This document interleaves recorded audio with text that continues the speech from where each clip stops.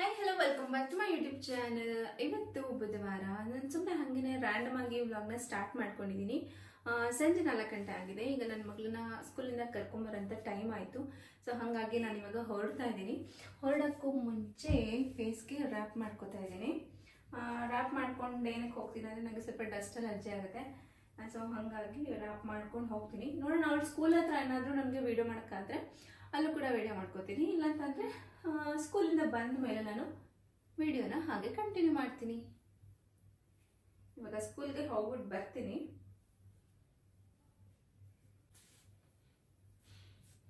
ಬಾಯ್.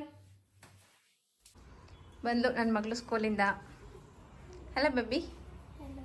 ಯಾಕೆ ಸುಸ್ತಾಗಿದ್ಯಾ? ಹೇಗಿತ್ತು? ಹೇಗೆ ಮಾಡಿದೆ ಟೆಸ್ಟ್ ಇವತ್ತು? ಚೆನ್ನಾಗಿ ಮಾಡಿದೆ. ಸುಸ್ತಾಗಿದ್ಯಾ? ಕೊನೆ ಮೂಮೆಂಟ್ ತನಕ ಬರ್ದಿದ್ದೀನಿ. ಟ್ಯಾಗ್ನ ಬೆಲ್ಲ ಆದ್ಮೇಲೆ ಕಟ್ಟಿದ್ದೀನಿ. ಅಷ್ಟೊಂದು ಬರ್ದಿದ್ಯಾ? ಟೆಸ್ಟ್ಗಳನ್ನ ಆ ಥರ ಕೊಡ್ತಾ ಇದ್ದಾರೆ. ಓಕೆ, ಮತ್ತೆ ಹೋಗು, ಫ್ರೆಶ್ ಅಪ್ ಆಗು. ಏನು ಮಾಡಿಕೊಡ್ಲಿ ಸ್ನ್ಯಾಕ್ಸ್ ನಿನಗೆ ಇವಾಗ? ಗೊತ್ತಿಲ್ಲ? ಓಕೆ, ಫ್ರೆಶ್ ಅಪ್ ಆಗು, ಮಾಡಿಕೊಡ್ತೀನಿ. ಎವ್ರಿಡೇ ಅವಳು ಸ್ಕೂಲಿಂದ ಬಂದ ಮೇಲೆ ನಾನು ಯಾವುದಾದ್ರೂ ಹಣ್ಣಿಂದು ಜ್ಯೂಸ್ ಮಾಡಿಕೊಡ್ತೀನಿ. ಅದರಲ್ಲೂ ಅವಳಿಗೆ ಈ ಮೂಸಂಬಿ ಜ್ಯೂಸ್ ಅಂದರೆ ತುಂಬ ಇಷ್ಟ ಆ್ಯಂಡ್ ತುಂಬ ಇಷ್ಟಪಟ್ಟು ಕುಡಿತಾಳೆ. ಬೇರೆ ಜ್ಯೂಸರೆ ನಾನು ಸ್ವಲ್ಪ ಫೋರ್ಸ್ ಮಾಡಿ ಕುಡಿಸ್ಬೇಕಾಗತ್ತೆ. ಇದಂದರೆ ಇಷ್ಟಪಟ್ಟು ಕುಡಿತಾಳೆ. ಹಾಗಾಗಿ ನಾನು ಜಾಸ್ತಿ ಮೂಸಂಬಿ ಜ್ಯೂಸನ್ನೇ ಅವಳಿಗೆ ಮಾಡಿ ಕೊಡೋದು. ಸೊ ಹಾಗಾಗಿ ಇವತ್ತೂ ಅಷ್ಟೇ ಮೂಸಂಬಿ ಇತ್ತು. ಹಾಗಾಗಿ ಮೂಸಂಬಿ ಜ್ಯೂಸನ್ನ ಮಾಡಿ ಕೊಟ್ಟಿದ್ದೀನಿ. ಜೊತೆಗೆ ಬನಾನಾ ಮತ್ತು ಒಂದು ಸ್ವಲ್ಪ ಬಾಳೆಕಾಯಿ ಚಿಪ್ಸ್ನೂ ಹಾಕಿಬಿಟ್ಟು ಸ್ನ್ಯಾಕ್ಸ್ ಅಂತ ಕೊಟ್ಟೆ ಇವತ್ತು. ಆಯಿತಾ? Fresh up. ಟೇಕ್ ಯರ್ ಸ್ನ್ಯಾಕ್ಸ್. ಹುಷಾರು. ಹೊರಡೋಣ? ನೀನೇನೋ ಬೇಕು ಅಂತ ಕೇಳ್ತೀನಾ? ತೊಂಬರಕ್ಕೆ ಹೋಗೋಣ? ನಿಧಾನ ನಿಧಾನ. ಓಕೆನಾ? ಏನೇನು ತೊಗೋಬೇಕು ನೀನು?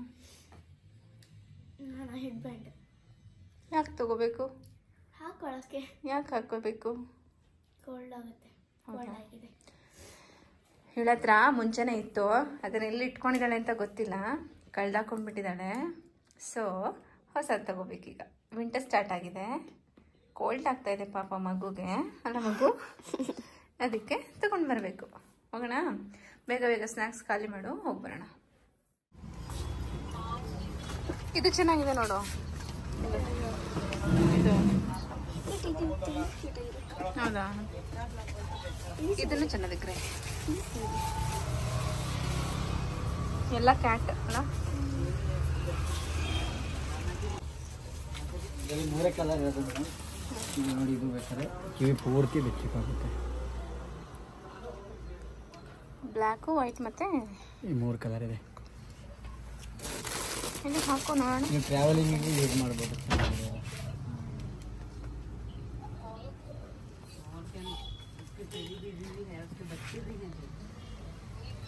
ತುಂಬ ಬೆಚ್ಚಕ್ಕಾಗುತ್ತೆ. ಚೆನ್ನಾಗಿದೆಯಾ? ಇದ್ರಲ್ಲಿ ತಗೋತೀಯ ನೋಡು. ಇದರಲ್ಲಿ ನೋಡು, ಅದರಲ್ಲೇ ನೋಡು. ಯಾರು ತಗೊಳ್ಳಿ? ನೋಡು, ನಿನ್ಗೆ ಯಾವ್ದು ಇಷ್ಟ ಅದೇ ತಗೋ.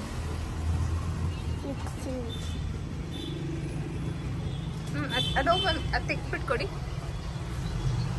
ಬಿಡು, ಹಾಕೊಂಡು ನೋಡು, ನೋಡೋಣ ಹೇಗೆ ಕಾಣುತ್ತೆ.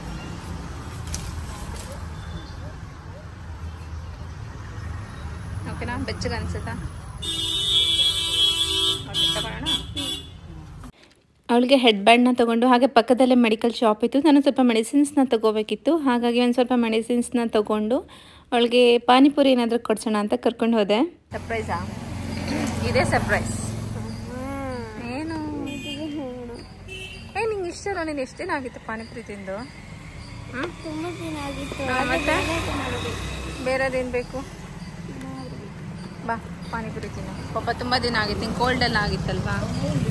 ನೋಡೋದಕ್ಕೆ ಬಂಗಾರಪೇಟೆ ಪಾನಿಪುರಿ ಕೊಡಿಸ್ತೀನಿ. ಅದಾದ್ಮೇಲೆ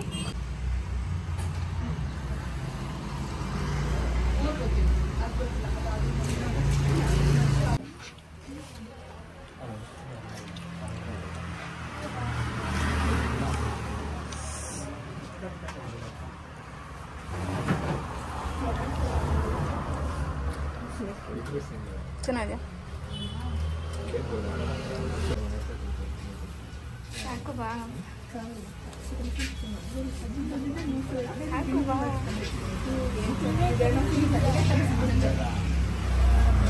ಚೆನ್ನಾಗಿತ್ತಾ ಸಾಕಮ್ಮ ಓಕೆ ಅಣ್ಣ ಅಣ್ಣ ಕೇಳು ಟಿಶ್ಯೂ ಬೇಕಾಯ್ತಾ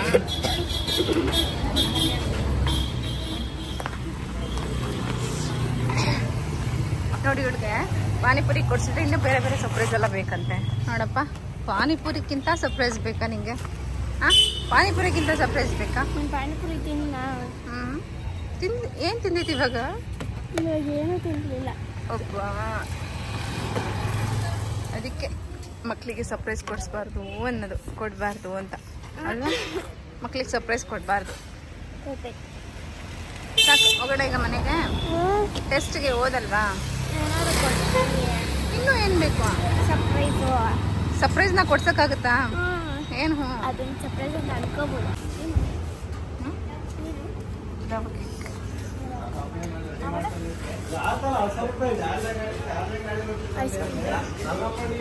ಬೇಡ ಐಸ್ ಕ್ರೀಮ್ ಇವಾಗ ಈಗ ತಾನೇ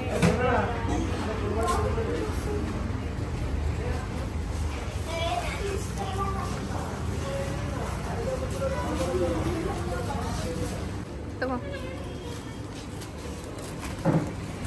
ಸಾಕಾ ಹಾಂ ನೋಡಿ ಇವಳಿಗೆ ಸರ್ಪ್ರೈಸ್ ಅಂದರೆ ಪಾನಿಪುರಿ ಕೊಡ್ಸಿದ್ರೆ ಹಾಂ ಪಾನಿಪುರಿ ಬೇಡವಂತೆ ಅವಳಿಗೆ ಬೇಡ ಬೇಕಿತ್ತು ಅದನ್ನು ತಿಂದು ಚೆನ್ನಾಗಿ ಲಾಭಕ್ಕೆ ಬೇಕಿತ್ತಂತೆ ಈ ಥರನೇ ಸಾಕಾ ಈಗ ಹೋಗೋಣ ಮನೆಗೆ ಓಕೆ ನಾವು ಹೊರಗಿಂದ ಬರುವಷ್ಟರಲ್ಲಿ ಇವರಪ್ಪನೂ ಬಂದಿದ್ದರು ಅವರು ಕೂಡ ಏನೇನೋ ಸ್ನ್ಯಾಕ್ಸ್ ಅಂತೆಲ್ಲ ತೊಗೊಂಡು ಬಂದುಬಿಟ್ಟಿದ್ರು ಸೊ ನಾವು ಇಲ್ಲೂ ತಿಂದು ಮತ್ತಿದು ಎಲ್ಲ ಒಂಥರ ಹೆವಿಯಾಗಿ ಹೋಗ್ಬಿಟ್ಟು ಸ್ನ್ಯಾಕ್ಸ್ ಇವತ್ತು ಸೊ ಅವಳು ಕೂಡ ಬಂದು ಫ್ರೆಶ್ ಅಪ್ ಎಲ್ಲ ಆಗಿ ಮತ್ತೆ ದೇವ್ರಿಗೆಲ್ಲ ದೀಪ ಹಚ್ಚಿ ಓದೋಕ್ಕೆ ಕೊಡ್ತೀನಿ ಅಂದ್ಬಿಟ್ಟು ಪೂಜೆ ಮಾಡ್ತಾಳೆ ಯೂಶ್ವಲಾಗಿ ಅವಳೇ ಎವ್ರಿ ಡೇ ಈವ್ನಿಂಗಲ್ಲಿ ಪೂಜೆ ಮಾಡ್ಕೊಳ್ಳೋದು ಅವಳಿಗೆ ನೀನು ಓದೋಕ್ಕೆ ಕೂತ್ಕೊ ನಾನು ಸ್ವಲ್ಪ ಏನಾದರೂ ಅಡುಗೆಗೆ ರೆಡಿ ಮಾಡ್ತೀನಿ ಅಂತ ಮಾಡ್ಕೊಳ್ತಾ ಇದ್ದೀನಿ ನಾನು ನೈಟ್ ಊಟಕ್ಕೆ ಚಪಾತಿ ಫ್ರಿಡ್ಜಲ್ಲಿ ಇಟ್ಟು ಚಪಾತಿ ಹಿಟ್ಟು ಸೊ ಅದನ್ನು ಸ್ವಲ್ಪ ಎತ್ತಿಟ್ಕೊಂಡೆ ಸಾಫ್ಟ್ ಆಗಲಿ ಅಂತ ಬೀಟ್ರೂಟ್ ಪಲ್ಯ ಮಾಡ್ಕೊಳ್ಳೋಕೆ ಅಂತ ರೆಡಿ ಮಾಡ್ಕೊತಾ ಇದ್ದೀನಿ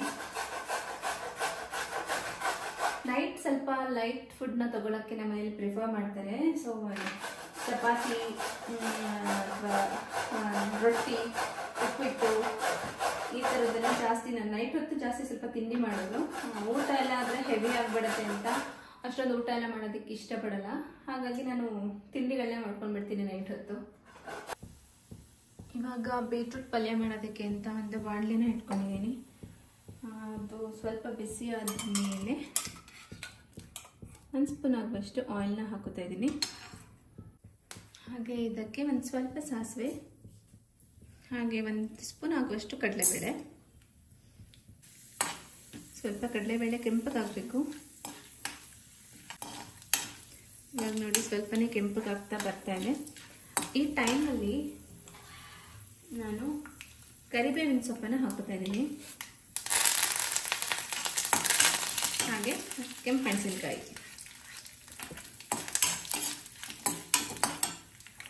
ನಂತರ ಸಣ್ಣ ಹೆಚ್ಚಿರೋ ಈರುಳ್ಳಿ ಕೂಡ ಹಾಕೋತಾ ಇದ್ದೀನಿ ಜಾಸ್ತಿ ಪಲ್ಯ ಎಲ್ಲ ಮಾಡುವಾಗ ನಾನು ಹಸಿರು ಮೆಣಸಿನ್ಕಾಯಿ ಜಾಸ್ತಿ ಯೂಸ್ ಮಾಡಲ್ಲ ಯಾಕಂದರೆ ಚಿತ್ರಾನ್ನ ಉಪ್ಪಿಟ್ಟೆಲ್ಲ ಮಾಡುವಾಗ ಜಾಸ್ತಿನೇ ಹಸಿರು ಮೆಣಸಿನ್ಕಾಯಿ ಹಾಕ್ತಾ ಇರೋದ್ರಿಂದ ಕೆಲವೊಂದು ಐಟಮ್ಗಳಲ್ಲಿ ಹಸಿರು ಮೆಣಸಿನ್ಕಾಯಿನ ಕಮ್ಮಿ ಮಾಡೋಣ ಅನ್ನೋ ಪರ್ಪಸಲ್ಲಿ ನಾನು ಸ್ವಲ್ಪ ಕೆಂಪು ಮೆಣಸಿನ್ಕಾಯಿನ ಹಾಕ್ತಾ ಇದ್ದೀನಿ ಈಗ ಸ್ವಲ್ಪ ಈರುಳ್ಳಿ ಕೆಂಪಗಾಗಬೇಕು ಅಲ್ಲಿವರೆಗೂ ಹುರ್ಕೊಂಡ್ಬಿಟ್ಟು ಕೆಂಪಗಾದ್ಮೇಲೆ ಟೊಮೆಟೊನ ಹಾಕ್ಕೊಂಡ್ಬಿಡೋಣ ಕ್ವಿಕ್ಕಾಗಿ ಆಗಿಬಿಡುತ್ತೆ ಈ ಬೀಟ್ರೂಟ್ ಪಲ್ಯ ಬೆಂಡೆಕಾಯಿ ಪಲ್ಯ ಇದೆಲ್ಲ ಹಾಗಾಗಿ ನೈಟ್ ಹೊತ್ತು ಜಾಸ್ತಿ ಈ ಬೇಗ ಬೇಗ ಆಗುವಂಥ ಪಲ್ಯಗಳನ್ನೇ ಜಾಸ್ತಿ ಮಾಡ್ಕೊಳ್ಳೋದು ನಾನು ಯಾಕಂದರೆ ತಿನ್ನೋದು 1 ಅಥವಾ 2 ಚಪಾತಿ ತಿಂತಾರೆ ಸೊ ಹಾಗಾಗಿ ನಾನು ಕೂಡ ಕ್ವಿಕ್ಕಾಗಿ ಯಾವುದಾಗುತ್ತೆ ಆ ಪಲ್ಯಗಳನ್ನೇ ಜಾಸ್ತಿ ಮಾಡ್ಕೊತೀನಿ ಆ್ಯಂಡ್ ಹೆಲ್ದಿಯಾಗೂ ಇರಬೇಕು ಆ ಥರ ವೆಜಿಟೇಬಲ್ಸ್ನ ನೋಡಿ ನಾನು ಪಲ್ಯ ಮಾಡ್ಕೊತೀನಿ ಇವಾಗ ಸ್ವಲ್ಪ ಕೆಂಪಗಾಗ್ತಾ ಬರ್ತಾ ಇದೆ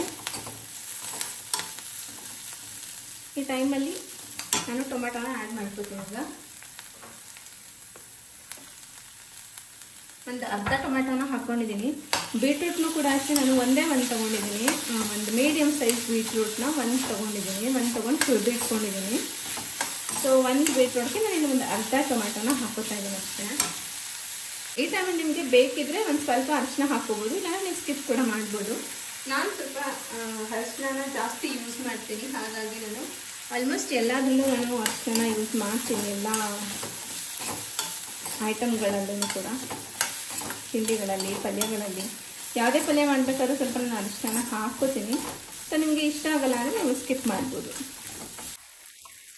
ಈ ಟೈಮಲ್ಲಿ ನಿಮಗೆ ಪಲ್ಯಕ್ಕೆ ಎಷ್ಟು ಅವಶ್ಯಕತೆ ಇದೆ ಅಷ್ಟು ಉಪ್ಪನ್ನು ನೀವು ರುಚಿಗೆ ತಕ್ಕಷ್ಟು ಹಾಕ್ಕೋಬೋದು. ಈಗ ನನಗೆ ಎಷ್ಟು ಸಾಕು ಅನಿಸಿದೆ.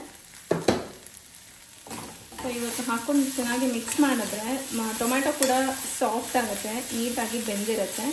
ಇವಾಗ ನಾನು ಬೀಟ್ರೂಟ್ನ ಆ್ಯಡ್ ಮಾಡ್ಕೊತೀನಿ.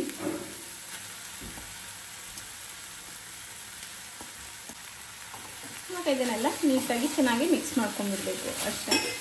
ಇದನ್ನು ಹಾಕಿ ಒಂದು 2-3 ನಿಮಿಷ ಬೇಯಿಸ್ಕೊಂಡ್ರೆ ಸಾಕಾಗುತ್ತೆ. ಪಲ್ಯ ಕೂಡ ರೆಡಿಯಾಗಿ ಹೋಗ್ಬಿಡುತ್ತೆ ಕ್ವಿಕ್ಕಾಗಿ. ಇನ್ನು ಚಪಾತಿ ಒಂದು ಮಾಡ್ಕೋಬೇಕಷ್ಟೆ. 1-2 ನಿಮಿಷ ಹಾಗೆ ಕುಕ್ ಆಗಲಿ ಇದು.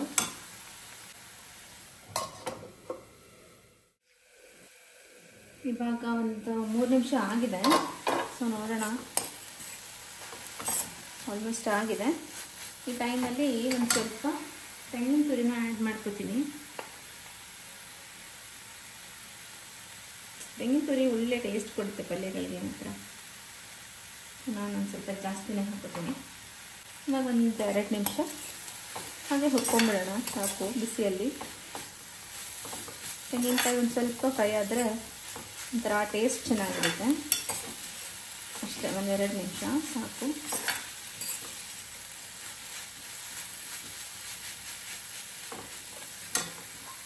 ಒಂದು ನಿಮಿಷ ಹಾಗೆ ಬೇಯಲಿ.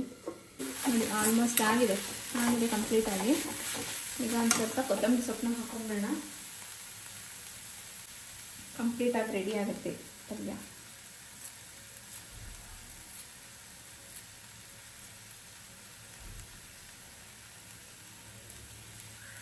ಸೊ ಪಲ್ಯ ರೆಡಿ. ಆಫ್ ಮಾಡ್ತೀನಿ ಸಾಕು ಇಷ್ಟೇ. ಈಗ ಪಲ್ಯ ರೆಡಿ ಇದೆ. ಚಪಾತಿ ಒಂದು ಮಾಡ್ಕೊಂಬೇಡ. ಪಲ್ಯನೂ ಹೇಗೂ ಆಗಿತ್ತಲ್ಲ, ಇವಾಗಲೇ ಚಪಾತಿನೂ ಕೂಡ ಮಾಡಿ ಇಟ್ಕೊಂಡು ಬಿಡೋಣ ಅಂತ ಚಪಾತಿನ ಮಾಡ್ಕೋತಾ ಇದ್ದೀನಿ. ಸಂಜೆ ಎಲ್ಲ ಎಲ್ಲರೂ ಸ್ನ್ಯಾಕ್ಸ್ ತಿನ್ಬಿಟ್ಟು ಹೆವಿ ಆಗೋಗ್ಬಿಟ್ಟಿತ್ತು. ಸೊ ಎಲ್ಲರಿಗೂ ಜಸ್ಟ್ ಒಂದೊಂದೇ ಚಪಾತಿ ಸಾಕು ಅಂತ ಹೇಳಿದ್ರು. ಒಂದು 3 ಚಪಾತಿ, 3 ಜನಕ್ಕೂ ಒಂದೊಂದು ಅಂತ 3 ಚಪಾತಿ ಮಾಡಿಕೊಂಡೆ ಅಷ್ಟೇ. ಎವ್ರಿ ಡೇ ನಾನು ಯೂಶ್ವಲಾಗಿ ಚಪಾತಿ ಎಲ್ಲ ಮಾಡುವಾಗ ಆಯಿಲ್ನ ಅಪ್ಲೈ ಮಾಡಲ್ಲ ಜಾಸ್ತಿ. ಸೊ ಇವತ್ತೂ ಕೂಡ ಇಬ್ಬನಿಗಾದರೆ ತುಪ್ಪನ ಹಾಕ್ಕೊಡ್ತಿದ್ದೆ. ಬಟ್ ಇವತ್ತೇನೋ ಅವಳು ತುಪ್ಪ ಬೇಡ ನನಗೆ, ಹಾಗೆ ಡ್ರೈ ಚಪಾತಿನೇ ಕೊಡಿ ಅಂತ ಹೇಳಿದ್ಲು. ಸೊ ಹಾಗಾಗಿ ಅವಳಿಗೂ ಕೂಡ ಡ್ರೈನೇ ಮಾಡಿ ಕೊಟ್ಟೆ. ಸೊ ಚಪಾತಿನೂ ರೆಡಿ ಆಯಿತು. ಸೊ ಊಟಕ್ಕೂ ಕೂತ್ಕೊಂಡು ಊಟ ಎಲ್ಲ ಮುಗಿಸ್ಕೊಂಡ್ವಿ. ಬಟ್ ಆ ಒಂದು ಚಪಾತಿ ತಿಂದಿದ್ರು ಕೂಡ ಹೆವಿ ಅಂತ ಅನಿಸ್ಬಿಡ್ತು ನನಗೆ. ಸಿಕ್ಕಾಪಟ್ಟೆ ಸ್ನ್ಯಾಕ್ಸೇ ಆಗೋಗ್ಬಿಟ್ಟಿದ್ದು ಸಂಜೆ. ತಿನ್ನೋದು ಬೇಡವಾಗಿತ್ತೇನೋ ಅಂತ ಅನಿಸ್ತು ಆಮೇಲೆ. ಸೊ ಆಮೇಲೆ ನಾವು ಕಿಚನ್ ಎಲ್ಲನೂ ಕ್ಲೀನ್ ಮಾಡಿಕೊಂಡು ಊಟ ಮಾಡಿದ್ದೇನೇನು ಪಾತ್ರೆಗಳಿತ್ತು ಅದನ್ನೆಲ್ಲ ತೊಳೆದಿಟ್ಬಿಟ್ಟು ಹಾಗೆ ಸಜ್ಜೆ ಎಲ್ಲನೂ ಕ್ಲೀನ್ ಮಾಡಿಕೊಂಡೆ. ಅಷ್ಟರಲ್ಲಿ ನನ್ನ ಮಗಳೂ ಸ್ವಲ್ಪ ಡೌಟ್ ಇದೆ, ಬನ್ನಿ ಹೇಳ್ಕೊಡಿ ಅಂತ ಕರಿತಾ ಇದ್ಲು. ಸೊ ಕಂಪ್ಲೀಟಾಗಿ ಕ್ಲೀನ್ ಮಾಡಿಬಿಟ್ಟೆ ಹೋಗ್ಬಿಡೋಣ ಅಂದ್ಬಿಟ್ಟು ನಾನು ಒಂದು ಗ್ಲಾಸ್ಗೆ ಬೆಳಗ್ಗೆಗೆ ಅಂತ ಗೋಂತನ ನೆನೆಸ್ತಾ ಇದ್ದೀನಿ. ಅದು ಸ್ವಲ್ಪ ನನಗೆ ಬಾಡಿ ಹೀಟ್ ಆಗಿರೋದ್ರಿಂದ ಅದು ನನಗೆ ತಂಪು ಮಾಡುತ್ತೆ. ಸೊ ಹಾಗಾಗಿ ನಾನು ಕೆಲವೊಂದು ಟೈಮ್ ಇದನ್ನು ಕುಡಿತೀನಿ. ನಾನು ಮತ್ತು ಹಸ್ಬೆಂಡ್ ಇಬ್ಬರೂ ಕುಡಿತೀವಿ. ಸೊ ಅದನ್ನು ನೆನೆಸ್ಬಿಟ್ಟು ಬಂದು ನಾನು ಹೊರಗಡೆ ಎಲ್ಲ ಲಾಕೆಲ್ಲ ಮಾಡ್ಕೊಂಡು ಬಂದು ಮಾಮೂಲಿ ಹಾಲೆಲ್ಲನೂ ಕ್ಲೀನ್ ಮಾಡ್ಕೋತಿದ್ದೆ. ಅಷ್ಟರಲ್ಲಿ ನನ್ನ ಮಗಳೂ ಕೂಡ ಬಂದು ಹೇಳ್ಕೊಡಿ ಅಂತ ಕೇಳ್ತಾಯಿದ್ದು. ಸೊ ಅವಳಿಗೆ ಒಂದು ಬುಕ್ಸ್ನ ತರಕ್ಕೆ ಹೇಳಿಬಿಟ್ಟು ನಾನು ಕೂಡ ಅವಳದ್ದು ಏನು ಡೌಟ್ಸ್ ಇದೆ ಅದನ್ನು ಕೂತ್ಕೊಂಡು ಅವಳ ಜೊತೆ ಮಾತಾಡಿಕೊಂಡು ಅದನ್ನ ಕ್ಲಿಯರ್ ಮಾಡಿ ಕೊಡ್ತಾಯಿದ್ದೆ. ಡೌಟ್ಸ್ ಅಂದರೆ ಏನು ತುಂಬ ದೊಡ್ಡ ದೊಡ್ಡ ಡೌಟ್ಸ್ ಆ ಥರ ಅಂತ ಏನಿಲ್ಲ. ನನಗೆ ಇವಾಗೇನು ಕೂರಿಸಿ ಓದಿಸ್ಬೇಕು ನಾನೇ ಅಂತ ಏನಿಲ್ಲ. ಕೆಲವೊಂದು ಡೌಟ್ಸ್ ಇದ್ದರೆ ಮಾತ್ರ ಕೇಳ್ಕೊತಾಳೆ. ಇವಾಗಲೂ ಅಷ್ಟೇ ಲೆಟರ್ ರೈಟಿಂಗ್ ಹೇಗೆ ಬರೆಯೋದು ಅಂತ ಕೇಳ್ಕೊತಾ ಇದ್ಲು ಅಷ್ಟೇ. ಸ್ಟೆಪ್ ಬೈ ಸ್ಟೆಪ್ ಹೇಗೆ ಅಂತ ಕೇಳ್ತಾ ಇದ್ಲು. ಆ್ಯಂಡ್ ಇವತ್ತಿನ ವ್ಲಾಗ್ ಇದಾಗಿರುತ್ತೆ. ನಿಮಗೆ ಈ ವಿಡಿಯೋ ಇಷ್ಟ ಆಗಿದ್ದರೆ ಪ್ಲೀಸ್ ಒಂದು ಲೈಕ್ ಮಾಡಿ. ಹಾಗೆ ಇನ್ನೂ ಯಾರೆಲ್ಲ ನನ್ನ ಚಾನಲ್ಗೆ ಸಬ್ಸ್ಕ್ರೈಬ್ ಮಾಡ್ಕೊಂಡಿಲ್ಲ ಇವಾಗಲೇ ಸಬ್ಸ್ಕ್ರೈಬ್ ಮಾಡ್ಕೊಳ್ಳಿ, ನನಗೆ ಸಪೋರ್ಟ್ ಮಾಡಿ. Thank you.